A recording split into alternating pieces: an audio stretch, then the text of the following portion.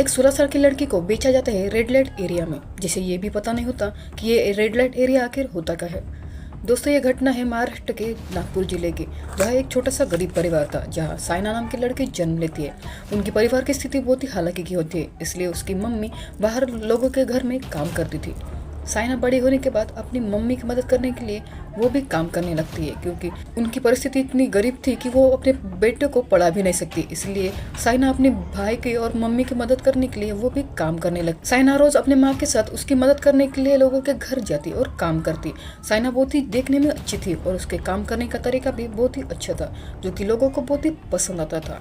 पर इसी दौरान उसकी पहचान होती है मिस्टर चावला से। चावला और मिस्टर चावला और मिसेस चावला बहुत ही अच्छे थे और उनका एक छोटा सा 2 साल का बच्चा भी था।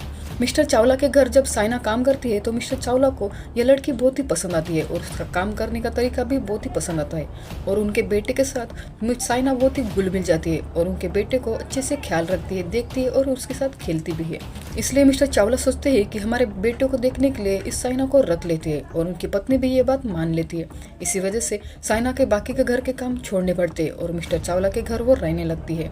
साइना दिन भर मिस्टर चावला के घर काम करती है और शाम को अपने घर चली जाती है। पर इसी दौरान मिस्टर चावला को साइना बहुत ही पसंद आती थी, क्योंकि साइना अब 16-17 साल की हो गई थी और देखने में बहुत ही खूबसूरत थी।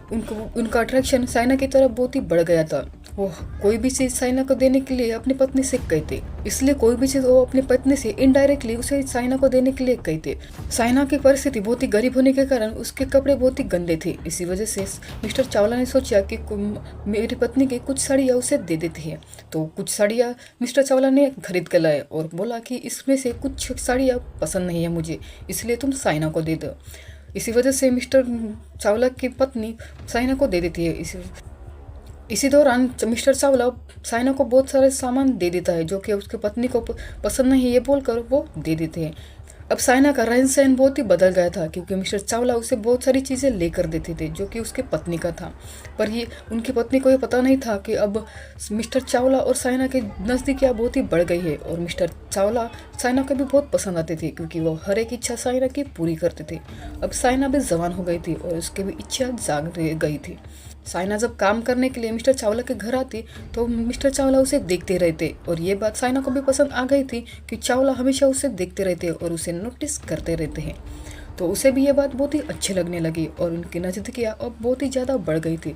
इशारों में बातें करना या फिर मोबाइल पर बातें करना अब ये बहुत ज़्यादा बढ़ गया था, और ये बात मिस्टर चावला की पत्नी को पता ही नहीं थी। एक दिन मिस्टर चावला की पत्नी उसके माँ के घर से मिलने जाती है, तभी मिस्टर चावला को एक मौका मिल जाता है साइना के करीब आने का। तो मिस्टर चावला की पत्नी दूसरे दिन अपनी माँ के घर मिलने जाती है, और यहाँ मिस्टर चावला को और साइना को मौका मिल जाता है करीब आने का। दूसरे दिन जब मिस्टर चावला की पत्नी अपनी माँ के घर मिलने जाते हैं तो मिस्टर चावला और साइना को मौका मिल जाते हैं करीब आने का, तो वो फिजिकल हो जाते हैं। पर साइना का फर्स्ट टाइम फिजिकल होने के कारण उसे बहुत ही दर्द होने लगा था, फिर भी वो बहुत ही अच्छे से इंजॉय कर रही थी। साइना का जब फर्स्ट टाइम फिजिकल होने के बाद जब उसका ब्लड निकलता है तो वो डर जाती है, पर मिस्टर चावला उसे समझाते हैं और उसे बोलते हैं कि ये बेडशीट बदल दो, ताकि उसके साथ मिस्टर चावला की पत्नी को कुछ पता ना चले। ये सब होने के बाद साइना अपने घर चले जाते हैं और मिस्टर चावला की पत्नी वापस आ जाती है। ने हमेशा की तरह सब कुछ ठीक ठाक चल रहा था, पर मिस्टर चावला को लगता है कि अब साइना की परिस्थिति बहुत ही गंभीर होने के कारण उसे पढ़ाना चाहिए, और वो सोचते हैं कि उसे लेकर हम भाग जाते हैं। और एक दिन ऐसे ही वो साइना को लेकर बाहर चले जाते हैं और उसे इधर उधर घुमाते हैं और उसे होटल में रखते हैं। होटल में एक दिन बिताने के बाद मिस्टर चावला को फ़ोन आता है कि उसके बेटे की तबीयत ठीक नहीं है और वो जल्दी से हॉस्पिटल आ जाए। वो साइना को उसी होटल में रखकर वो हॉस्पिटल चले जाते हैं, और यहाँ साइना की जिम्मेदारी एक अपने दोस्त पर रख देते हैं। उसके बाद मिस्टर चावला 2 दिन के बाद लौट आऊँगा ऐसा कहकर वो निकल जाते हैं, और यहाँ साइना उनकी राह देख रही होती है। यहाँ 2 दिन 3 दिन 4 दिन निकल गए थे, पर मिस्टर चावला लौट कर नहीं आए। यहाँ अब जिस होटल का रूम का किराया मिस्टर चावला ने दिया था वो भी अब ख़त्म हो गया था। इसी वजह से उसको दूसरे रूम में शिफ्ट किया जाता है, और इसी दौरान उस होटल के मैनेजर की नज़र साइना पर थी, और वो इस मौके का फ़ायदा उठाकर साइना के करीब जाने की कोशिश करता है। वो उसे अच्छे से बातें करता है और उससे बहुत ही बातें करके उसे उलझाने की कोशिश करता है। इसी दौरान साइना भी अकेली थी और उसे भी किसी की कमी महसूस हो रही थी।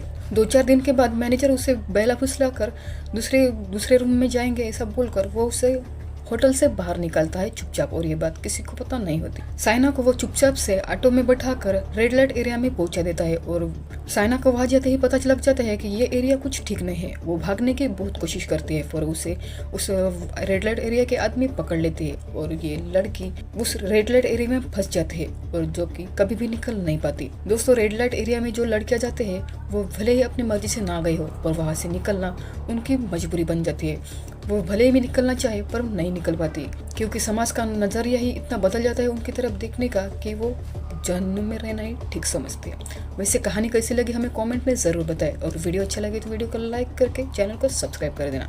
जल्दी मिलते नए कहानी के साथ।